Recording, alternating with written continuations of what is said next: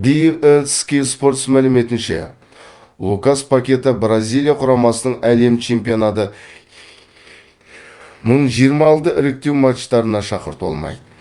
Мәрі бәстікті деген күдікке байланысты. Фабрисио Романо мәліметінше, Әл-Ахли Родриго де Польді қатарына қосу үшін келіссөз жүргізіп жатыр.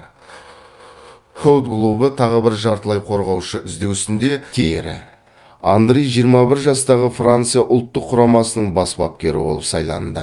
Келісімшарт 2025 жылға дейін жасалды. Жереми Доку Манчестер Сити ойыншысы Киеве трансфер сомасы 60 мың еуро. Фабрисио Романо мәліметінше,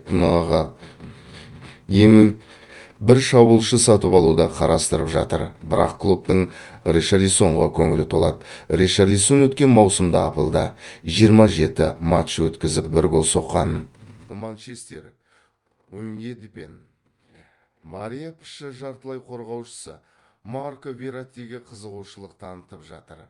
Марко Вератти Әл-Ахлиге ауысуға келісім берген. Бірақ саудиялық клуб әлі Пшымен келіскен жоқ. ВПБ ресми хаким Зеш жегі Галатасарай ойыншысы 1024 жылға дейін жалға алды. Кейін қатарына тегін қосалады. Ди Амстайн Ферре Эмстайн Феррепшімен осында қаламын. Журналист Бавария ойын барысында 70% допқа иелік етті. Жозе олар иелік еткен доптарын үйлеріне алып келсе де болады. Бастысымен жүлде ұтып алдым. Кейін 2010 жылы Мourinho осылай айтып сұрақ қойған журналист орнына қойған. Ресми Ясин Буну Әл-Хилал қақпашысы. Трансфер құны 21 мың еуро, келісімшарт мерзімі 3 жыл.